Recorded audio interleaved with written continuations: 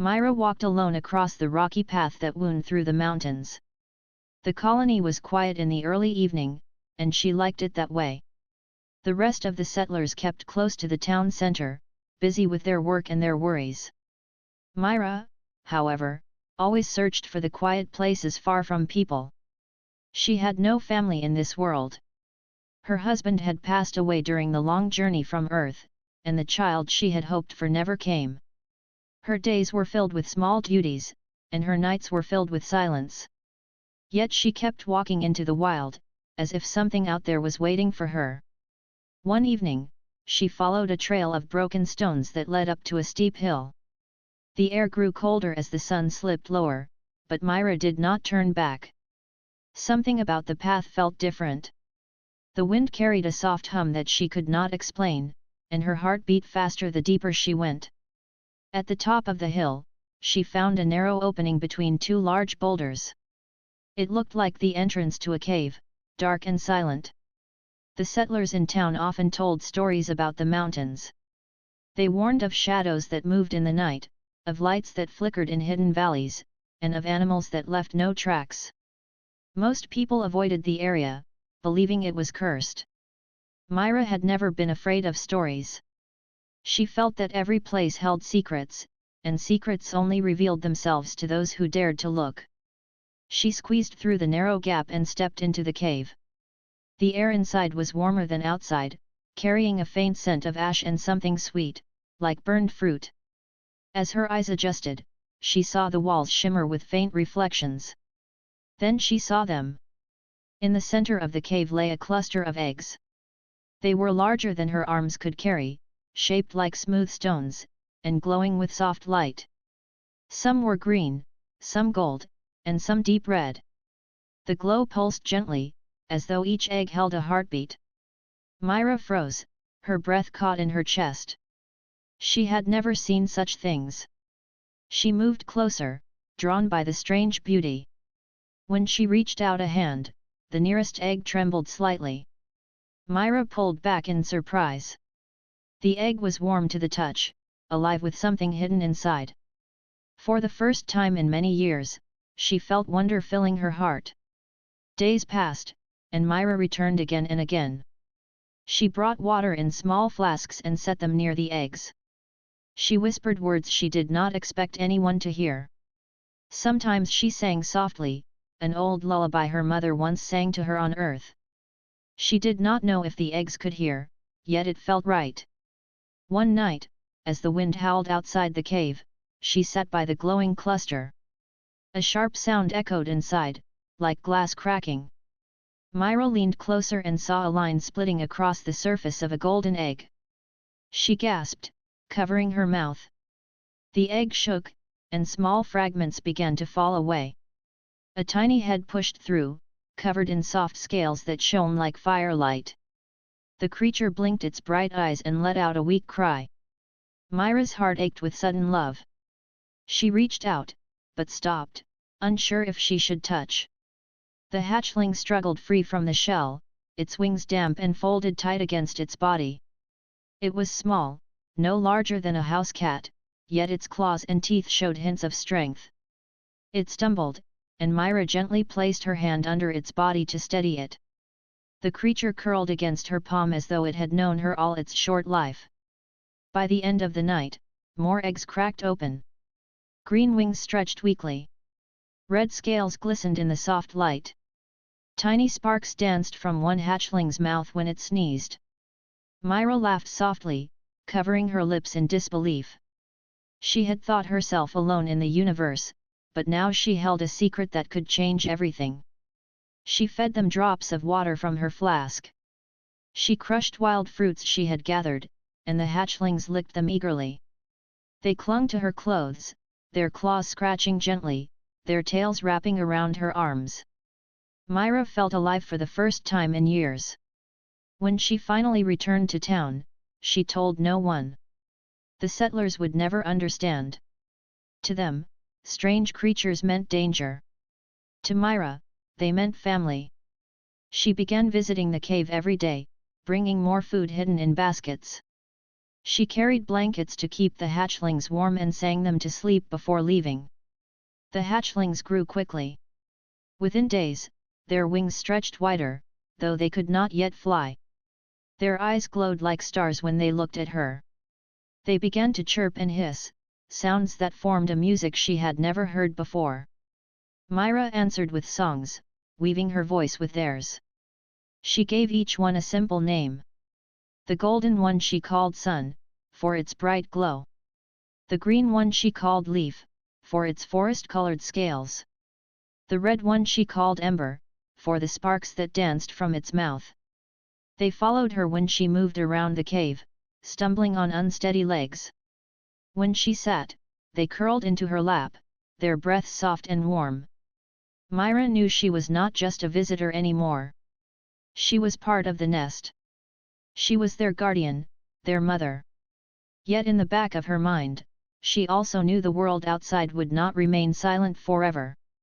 The settlers were watchful, and rumors spread quickly. If anyone discovered the glowing eggs, fear would grow. Soldiers would march into the mountains, not to protect but to destroy. Myra had seen how fear turned hearts hard. Still, she chose to hope. She chose to keep her secret close, to nurture the hatchlings in the safety of the cave. She believed they had been placed in her path for a reason. Perhaps the universe was not cruel after all.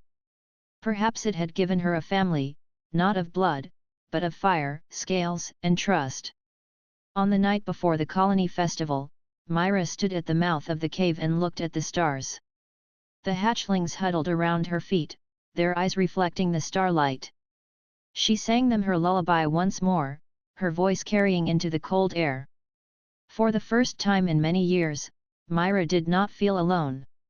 She felt chosen. Myra woke early each morning, her heart always pulling her toward the mountains. The colony town stirred slowly with the noise of tools, carts, and machines, but she paid little attention. To her, the true rhythm of life beat inside the hidden cave. Each day, she carried baskets filled with fruit, dried grains, and water flasks.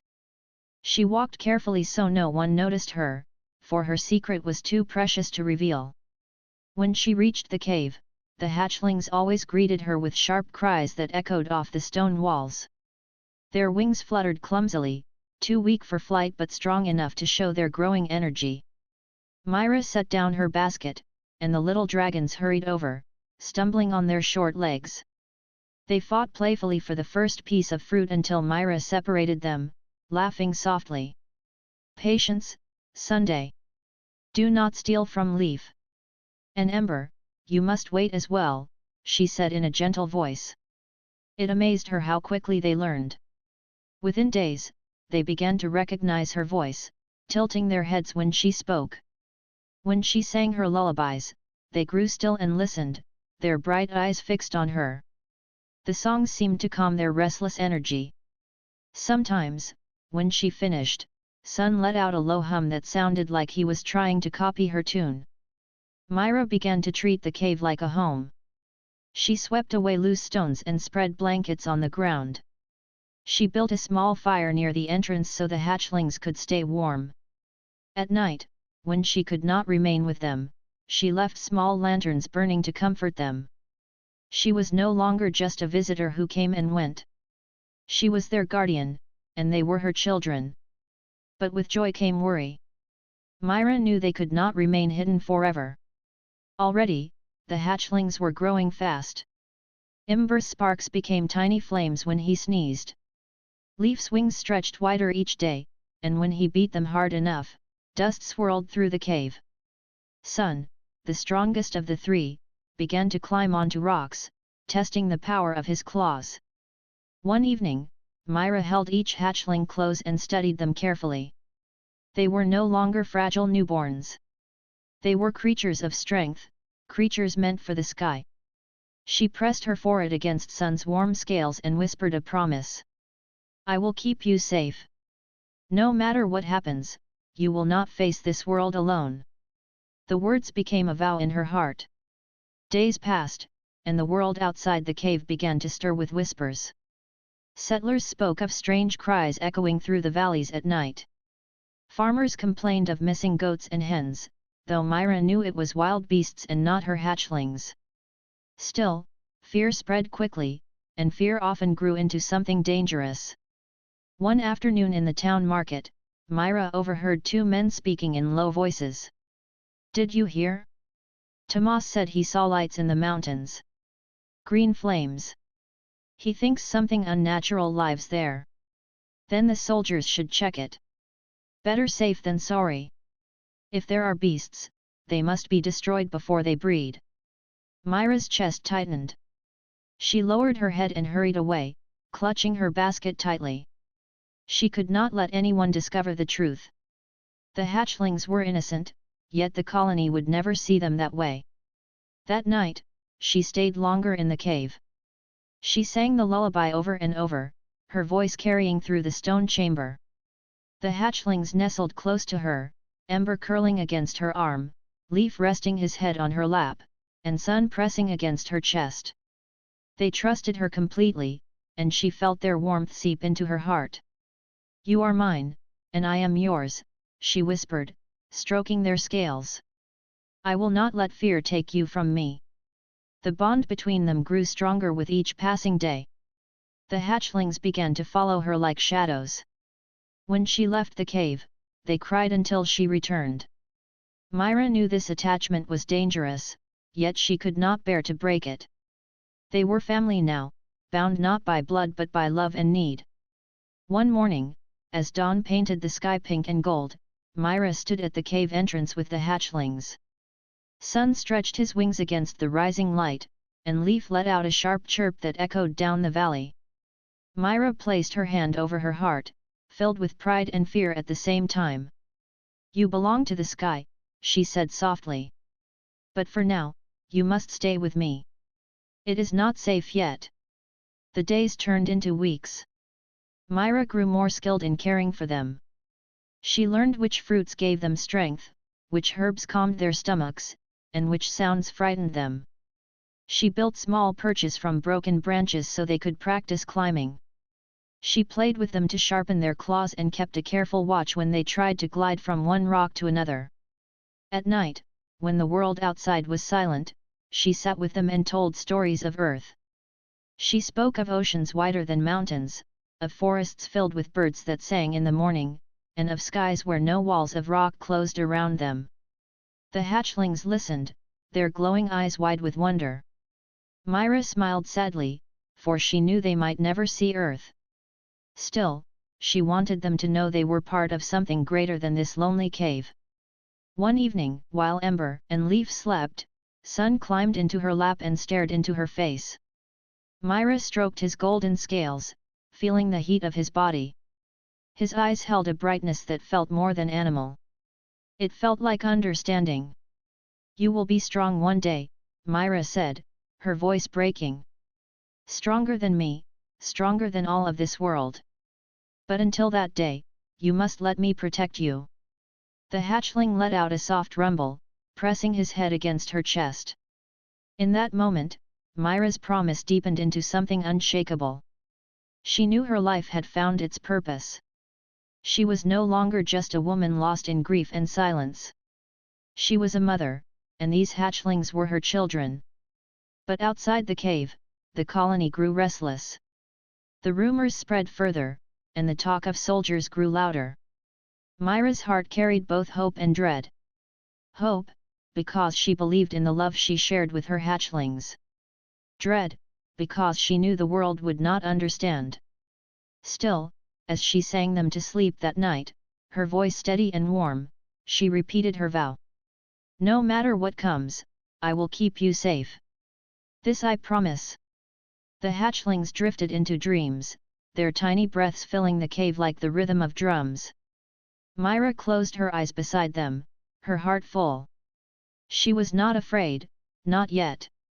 For in that cave, surrounded by her children, she believed love was strong enough to hold back the world. The town of Arden was small, built from stone and steel, with farms stretching toward the valley. Life there was hard but steady, and the settlers were proud of their strength. Yet fear spread quickly in such a place, moving from voice to voice like wind through dry grass.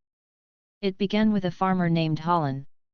He came into the market one morning shouting that 2 of his goats had gone missing. People laughed at first, saying he had likely left the gate open, but Holland swore he had found strange marks in the dirt. He described claw shapes too large for any dog, too sharp for any ordinary beast. His words stirred unease, and by evening, more voices joined his. Another man said he had seen shadows moving near the ridge at night. A woman swore she had heard strange cries echoing across the valley, cries that no bird could make.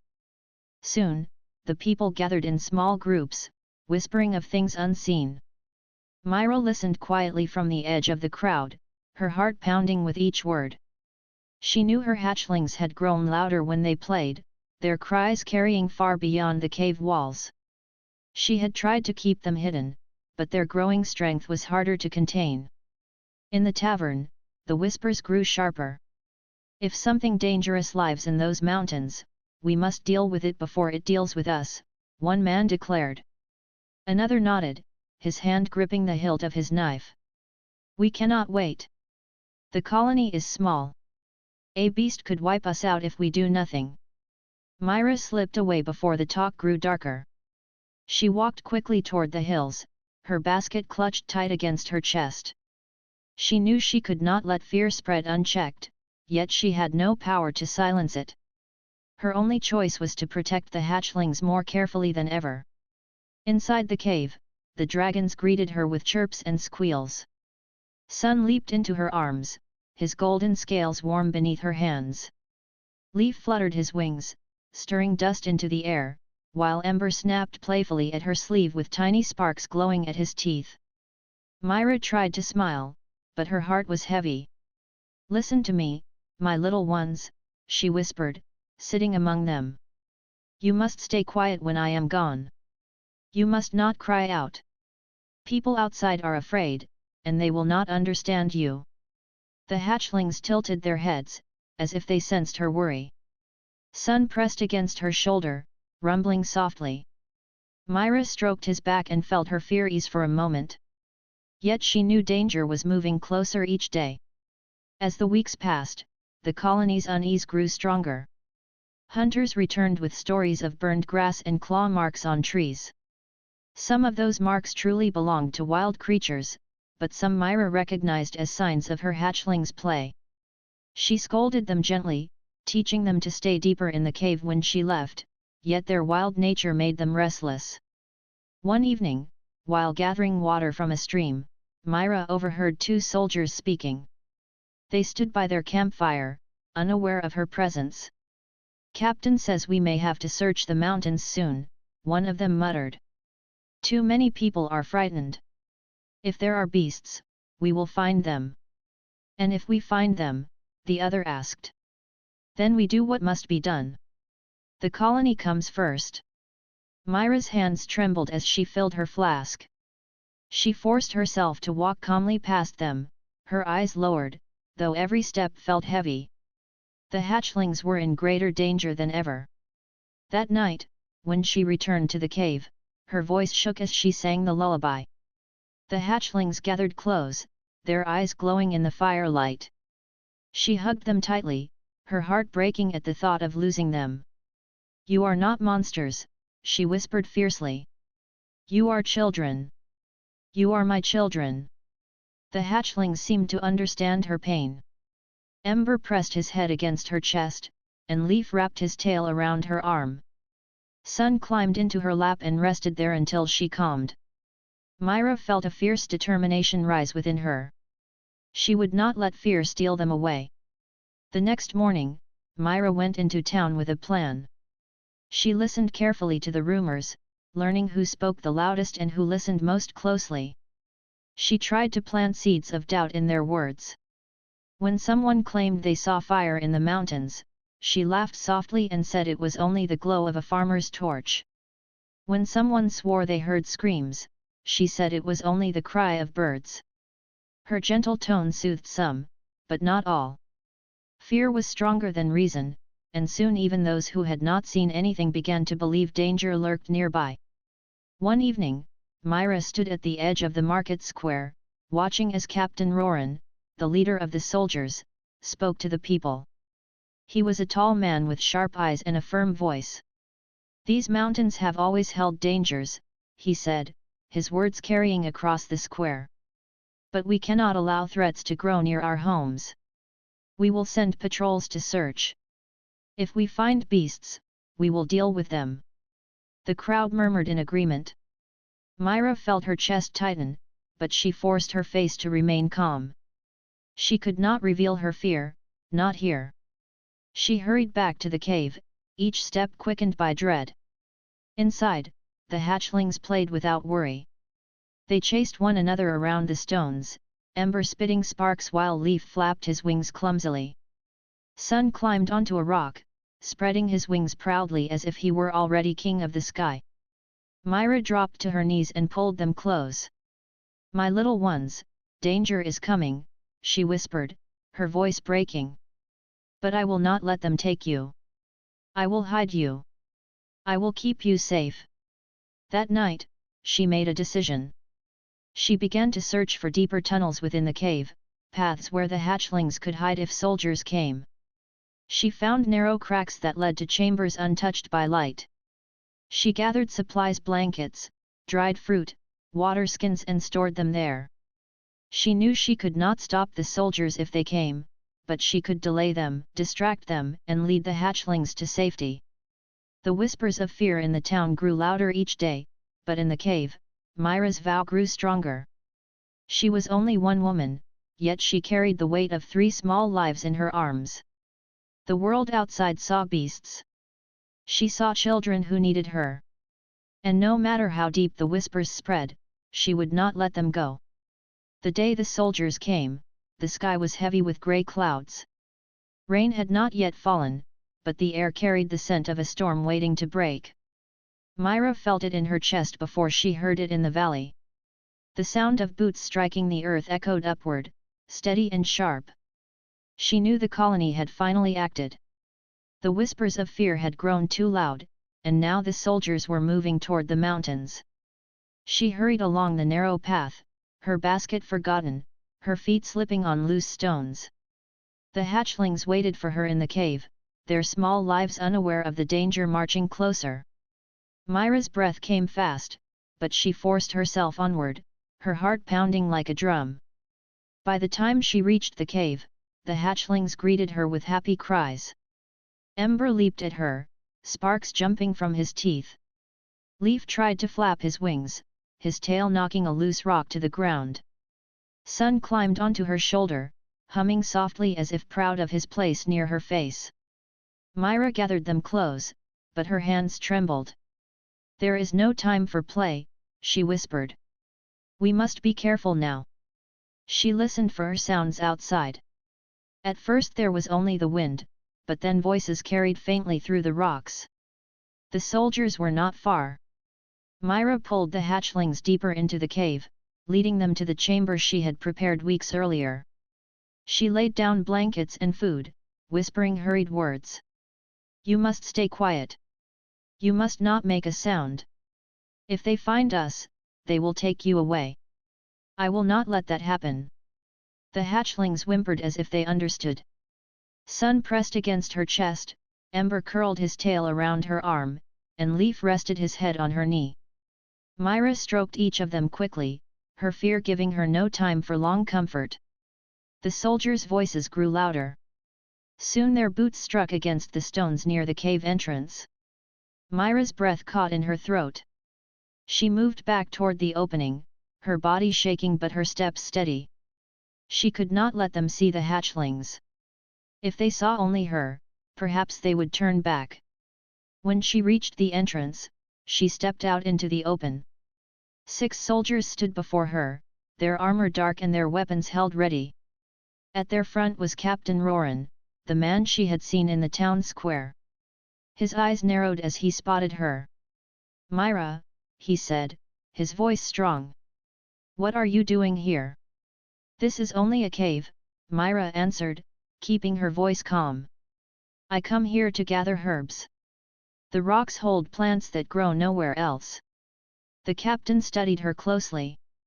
His men shifted behind him, their weapons heavy in their hands. We have orders to search, he said. People speak of cries in the night, of shadows in the sky. Something is here, and we will find it. Myra stepped forward, her arms outstretched as if to block the cave behind her. There is nothing inside worth your fear. Only stone and silence. I have walked here many times, and no beast has harmed me. One of the soldiers muttered, then why do the people speak of fire in the valley? Because fear blinds them, Myra said quickly.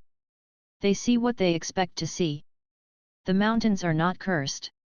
They are only wild. The soldiers glanced at one another, uncertain.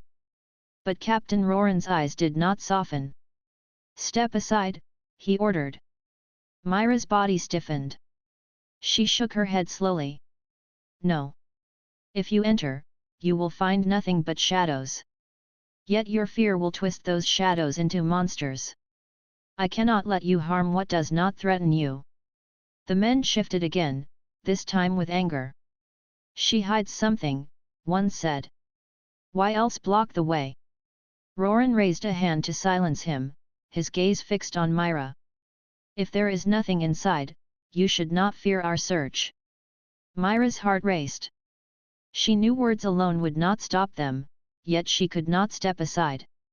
She stood firm, her body a shield before the cave mouth. You speak of protecting the colony, she said, her voice rising with passion.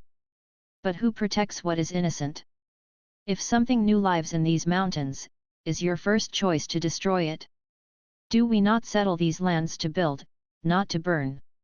Her words carried through the air, sharp and clear. For a moment, the soldiers hesitated. But then a cry echoed from deep within the cave. It was Ember. The sound was small, but in the silence of the mountain it rang clear. The soldiers froze. Their eyes widened, and their hands tightened on their weapons. Roran's jaw clenched, his suspicion confirmed. What was that? He demanded. Myra's breath faltered. She turned slightly, as if to block the cave more fully. Only wind against the stones, she said quickly. The mountains echo strangely. You know this. But even as she spoke, another sound came. Leaf let out a sharp chirp, followed by the flutter of wings against stone. This time, the noise was unmistakable. The soldiers surged forward, but Myra spread her arms wide, her voice breaking into a shout. No. You will not enter. You will not touch them. They are here, one soldier said, raising his weapon. Beasts, just as we feared. They are not beasts, Myra cried. They are children. They have done no harm. The soldiers faltered at her words, but Roran did not lower his hand. He stared at Myra, his face unreadable. Step aside, or you will stand against the colony. Myra's heart ached with fear and defiance. She knew she was only one woman, unarmed and alone. Yet behind her were lives too precious to lose. She straightened her back, her eyes bright with fierce resolve. Then I will stand against the colony, she said. Because love is stronger than fear. For a moment, silence hung between them. The soldiers shifted uneasily, uncertain whether to advance. Roran's eyes burned with conflict, caught between duty and the sight of one woman protecting the darkness behind her. The storm clouds above rumbled with distant thunder, and the wind swept hard through the mountains. Myra stood unmoving, her body firm as stone. Behind her, the hatchlings grew restless, their small cries echoing faintly. The soldiers gripped their weapons tighter, waiting for the captain's command. And so, at the mouth of the cave, a fragile line was drawn. One woman stood alone, guarding the children she loved. Before her stood the strength of the colony, driven by fear. The moment balanced on the edge of choice, and the storm above prepared to break. The storm finally broke above the mountains. Lightning flashed across the sky, and thunder rolled through the valleys like the roar of some ancient beast. Rain poured down in steady streams, running off the rocks and soaking the earth. The soldiers stood firm at the cave mouth, their armor gleaming wet under the storm, their weapons steady in their hands. Myra's heart pounded as she faced them. She could feel the hatchlings moving restlessly behind her, their cries rising louder, carried by fear and confusion. She knew the soldiers would not wait much longer. Fear had already taken root in their hearts, and fear demanded action. "Stand aside," Captain Roran called, his voice rising above the thunder. Myra shook her head. "You will not harm them. I will not allow it." The soldiers stepped forward. Myra had no weapon, no shield, only her body. She spread her arms wide, her figure small against the storm yet filled with strength born of love. For a moment, the men hesitated, but another sharp cry came from Ember deep in the cave, followed by the beating of wings. That sound broke their patience. "Move her," one soldier muttered. "She is hiding the beasts." Myra's eyes filled with fire. She knew she could not win against them in strength, but she had one chance, to flee with the hatchlings before they entered the cave. She stepped back quickly, turning toward the darkness, her voice breaking into a command. "Come, little ones. We must go." The hatchlings sensed her urgency. Sun scrambled to her side, his golden scales glowing faintly in the dim light. Leaf spread his wings and hurried after, while Ember let out a sharp hiss, sparks lighting the air as he followed. Myra guided them toward the narrow passage she had discovered weeks before, a hidden tunnel that cut deeper into the mountain. Behind her, the soldiers shouted. Their boots struck against stone, and their voices echoed closer. "They are running. Stop them." Myra pushed the hatchlings forward. The tunnel was narrow, the ceiling low, but it led deeper into the mountain's heart. The glow from Sun's scales lit the path ahead, casting long shadows against the walls. The ground was uneven, and more than once, Myra stumbled, but she refused to slow. Every step mattered. The hatchlings moved clumsily. Leaf tripped over loose rocks, Ember slipped on wet stone, and Sun cried out when his wing scraped the wall. Myra bent to help them, urging them onward, her hands trembling with both fear and determination. "You must keep moving," she whispered. "Do not stop. I am with you." The tunnel twisted and turned, carrying them far from the cave mouth. Yet the soldiers were not far behind. The sound of metal scraping against stone echoed through the passage. A sharp voice rang out, "Torch here! They are close!" Myra's chest tightened. She pushed the hatchlings faster, though their small legs struggled to keep pace. She lifted Ember into her arms when he faltered, his sparks lighting against her sleeve, while Sun and Leaf stumbled ahead. She ignored the sting of his heat against her skin. Pain did not matter. Only their safety mattered. At last, the tunnel opened into a wide cavern. The ceiling stretched high above, filled with jagged rocks that gleamed under the faint glow of crystals in the walls. A small underground stream flowed across the floor, its water shining in the light. Myra paused only long enough to catch her breath. The hatchlings looked at her with frightened eyes. They pressed close, their bodies trembling. Myra knelt beside them, placing her hands on each of their backs. "You must be brave," she whispered. "The world will not be kind, but I will protect you. Trust me." A shout echoed from the tunnel behind. The soldiers were entering the cavern. Myra looked around desperately, her eyes scanning for another escape. Across the stream, she spotted a narrow crack in the rock. It was small, almost hidden, but it might lead deeper still. "Come," she urged, lifting Ember again. "We must cross." The water was cold as she stepped in, rising to her knees, but she pushed forward, guiding Sun and Leaf across. The hatchlings struggled, their claws scraping against the rocks beneath the stream, but they followed her faithfully. When they reached the far side, Myra hurried them into the crack, her hands guiding them through the narrow gap. Behind her, the soldiers' torches flared, filling the cavern with light. Their voices rang loud. There! Across the stream! Arrows struck the water near her feet, splashing cold drops onto her skin. Myra gasped but did not stop. She forced Sun and Leaf through the crack, then pushed Ember in after them. The opening was small enough that the soldiers would not easily pass. It was their only chance. Myra crawled into the crack last, the stone scraping against her shoulders. The tunnel was tight, forcing her to move on hands and knees, but the hatchlings scrambled ahead, their cries echoing. The light of the soldiers' torches flickered behind her, growing dimmer as the crack curved out of sight. At last, the tunnel opened into another chamber. This one was smaller, but dry and safe. Myra collapsed onto the floor, pulling the hatchlings close. Her breath came heavy, her chest aching, but relief washed over her. For now, they were safe. The hatchlings pressed against her, their small bodies warm and alive. Ember nuzzled her arm, Leaf rested his head on her knee, and Sun curled into her lap. Myra held them close, her tears mixing with the dirt on her cheeks. "You are safe," she whispered, though her voice trembled. "I will not let them take you. Not while I live." The sound of soldiers still echoed faintly, but they were far behind. The crack was too narrow, the path too twisting. For tonight, the children of fire were beyond their reach.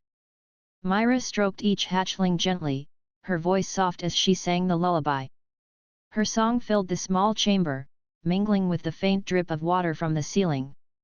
The hatchlings' trembling eased, their eyes slowly closing as they drifted into sleep. Yet Myra did not sleep. She sat awake, her back against the wall, her arms wrapped around the hatchlings. Her mind carried no rest, only questions. How long could she keep them hidden? How far would the colony go to destroy what it feared? And how much strength remained in her to resist them? The storm raged outside, thunder rolling through the mountain, rain striking against the stone. Inside, in that small hidden chamber, Myra held her promise close. The soldiers might search again, they might march with greater force, but for this night, love had carried her children to safety. And Myra swore, with all the strength left in her heart, that she would keep running, keep fighting, keep protecting, no matter the cost. The hidden chamber was quiet except for the faint sound of dripping water.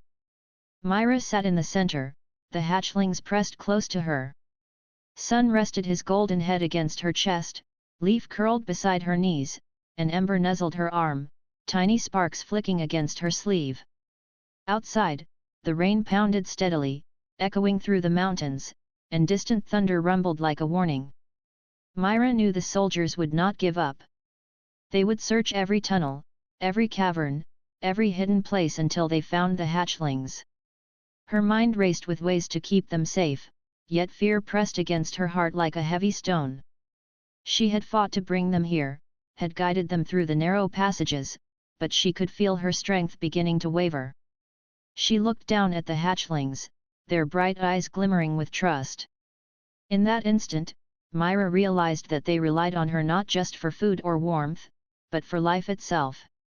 They were small, fragile, and yet powerful in ways the world could not understand. Their wings would one day carry them across skies, their fire would burn bright, and their voices would echo beyond mountains. But tonight, they were helpless children. Myra pressed them closer. "I will not leave you," she whispered, her voice breaking. "I will keep you safe, always." She sang softly then, the lullaby she had first sung when the eggs hatched. Her voice carried through the chamber, low and steady, wrapping the hatchlings in warmth and comfort. Sun hummed along, his small growl vibrating against her chest. Leaf let out a quiet chirp, matching the rhythm of her song. Ember's tiny sparks flickered in time, as though the music itself guided them into calm. The lullaby was more than a song. It was a promise, a shield, and a farewell all at once. Myra felt her body trembling, her strength waning with every note. She did not know how long she could continue, but she would not stop. The hatchlings needed her, and in that moment, nothing else existed. A sudden noise echoed from the tunnel entrance.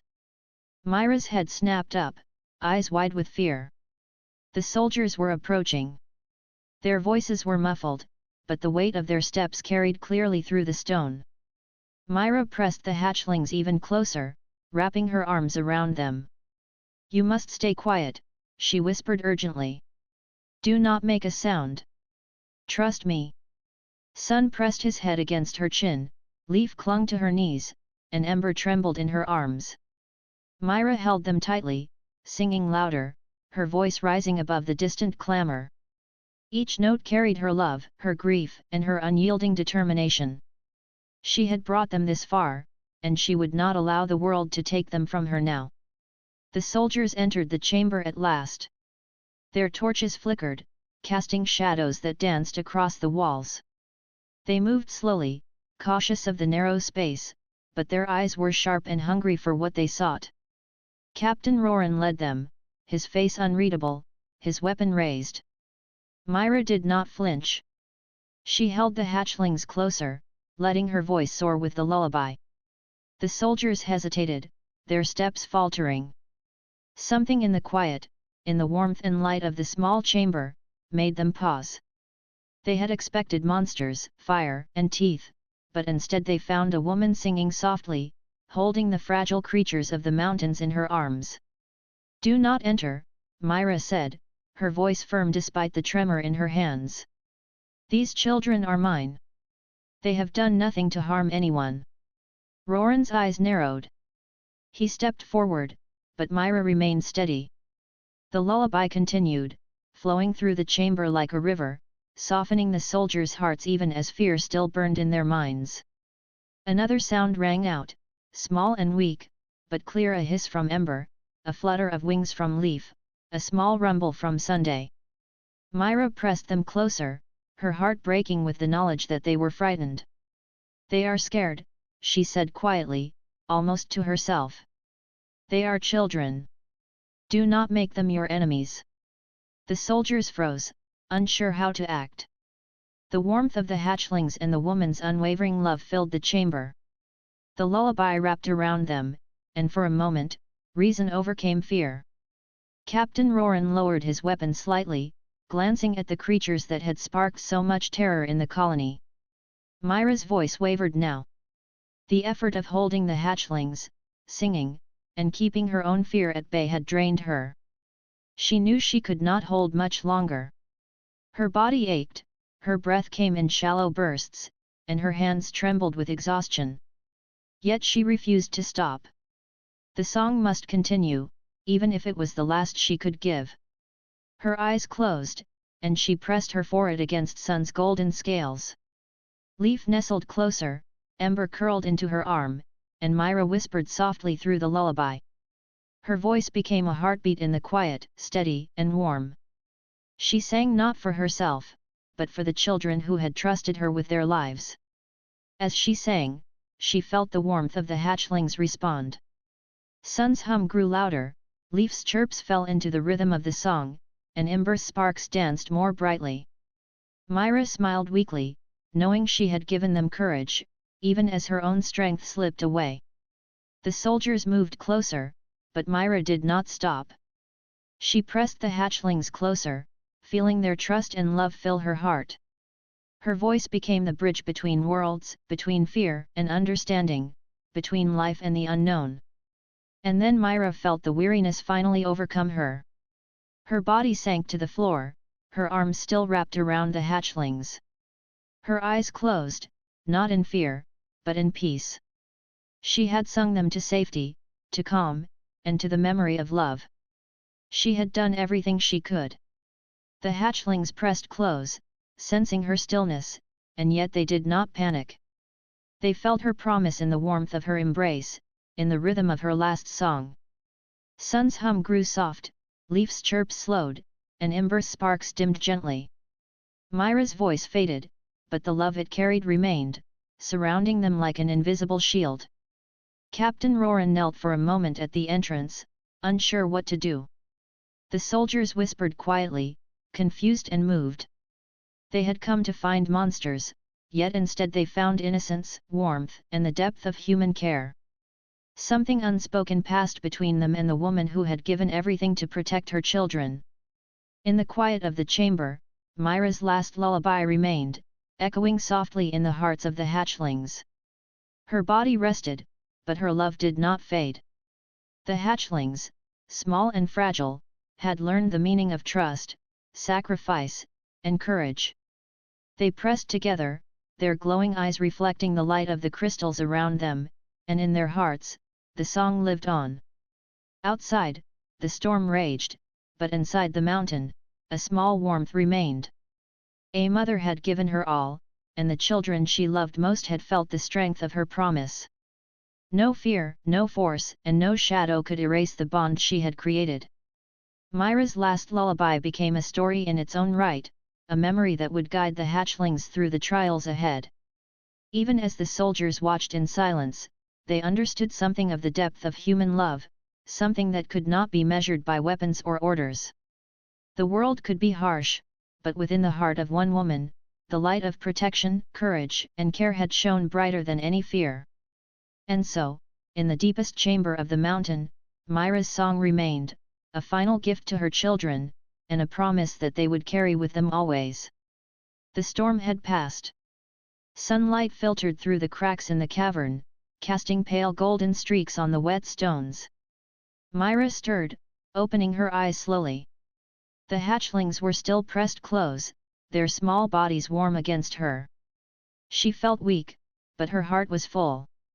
She had survived the night, and they had survived with her. The chamber was quiet. The soldiers had left, or at least, they had not followed them into the narrow tunnels. Myra did not know where they had gone, but she did not wait to find out. Her focus was on the hatchlings, on keeping them safe, and on finding a place where they could grow strong without fear. She rose carefully, stretching her arms. Sun opened his wings slightly, testing the air, while Leaf yawned and stretched, his tail flicking against the stones. Ember sparks flickered faintly, playful and unafraid now. Myra smiled at them, her heart swelling. They were children of fire, strong and small, and they had survived together. "We must move," she whispered. "The soldiers will return, and the mountain cannot hold us forever. We need a new home, a place where you can be free." The hatchlings chirped and growled softly, sensing the urgency in her voice. Myra led them through the twisting tunnels, careful to keep them quiet and safe. The narrow cracks gave way to wider passages, and finally, they emerged into a hidden valley deep within the mountains. The air was fresh, filled with the scent of pine and wild flowers. Sunlight warmed the ground, and a small stream curved gently through the valley. Myra knelt beside the hatchlings, letting them explore the new space. Sun leapt onto a boulder, flapping his wings experimentally. Leaf ran along the stream, drinking from it carefully. Ember chased a small butterfly, sparks flickering as he played. Myra laughed softly, a sound she had not heard in days. For the first time since the danger began, she felt peace. "This will be your home," she said, her voice strong. "Here, no one can harm you. Here, you can grow, learn, and fly when the time comes. You belong to the sky, but you belong with me for now." Days turned into weeks. Myra taught the hatchlings how to hunt small animals, how to read the wind, and how to use their sparks safely. She built shelters among the trees and rocks, places where they could rest, hidden from sight. She sang the lullaby each night, and the hatchlings would curl around her, listening, learning, and dreaming of the sky above. Word of the missing soldiers spread through the colony, but Myra did not return. The townspeople spoke of the mountains as dangerous and mysterious, and most avoided them entirely. The fear that had driven the soldiers faded slowly, replaced by curiosity and caution. Myra knew the colony would continue to grow, but she also knew they would never find her hidden valley. Her secret was safe. One morning, Myra climbed a small hill, looking out over the valley. The hatchlings were below, playing in the sunlight. Sun soared above the rocks, catching the wind perfectly. Leaf darted along the stream, his wings flapping in excitement. Ember curled around a fallen log, his sparks reflecting in the water. Myra watched them, her chest full of pride. "You are strong," she whispered. "Stronger than I could have imagined.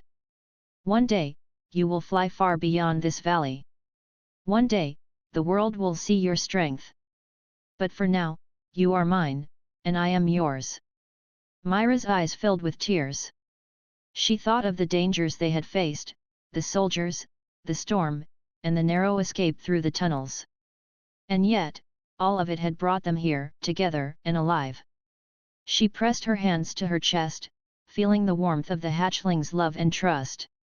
As the sun rose higher, Myra noticed movement in the distance. A lone traveler had entered the valley, curious and cautious. Myra did not fear him. She stepped forward slowly, keeping the hatchlings close. The traveler stopped, eyes wide, and for a moment, Myra thought he would turn and flee. Instead, he spoke softly. "I did not expect to find life here," he said. "Not like this. Not so beautiful." Myra smiled faintly. "You see only what is here. You do not know how much care and courage it took to protect them." The traveler nodded slowly, understanding without words. He stepped back, giving them space, and Myra felt a quiet relief. The world could be full of fear, but it could also recognize love and bravery. She realized then that humanity was not only in the colony, not only in the soldiers, but in herself. It was in the willingness to protect, to care, and to sacrifice for those who could not defend themselves. She returned to the hatchlings, sitting among them. Sun circled above, Leaf rested by her side, and Ember flickered tiny sparks against her hands. Myra sang her lullaby once more, soft and steady. The song carried through the valley, mixing with the sounds of wind and water. It was a song of hope, of survival, and of love unbroken by fear or danger. Years passed. The hatchlings grew strong and capable. Sun became a mighty dragon, golden and bright, with wings that could carry him across the sky. Leaf's wings stretched wide, his mind sharp and curious, learning every corner of the hidden valley. Ember's sparks became controlled, bright and precise, able to light the darkest corners of their home. And through it all, Myra stayed by their side, teaching, guiding, and loving them. One morning, as the hatchlings practiced flying above the valley, Myra sat on a high rock, watching them with pride. She sang softly, the familiar lullaby that had carried them through fear, danger, and uncertainty. The mountains echoed her voice, carrying it far beyond the valley, as if announcing to the world that life, love, and courage could survive even in the harshest places. The hatchlings swooped and played in the sky, their wings catching the sunlight. Myra smiled, her heart full. She had kept her promise. She had protected them, loved them, and guided them into a world where they could thrive. And in that hidden valley, surrounded by the mountains, water, and sky, Myra knew something profound. Humanity was not only the strength of arms or the power of fear. Humanity was the courage to love, the willingness to protect, and the heart that could sing its last lullaby with hope, knowing the children of fire would carry it forward.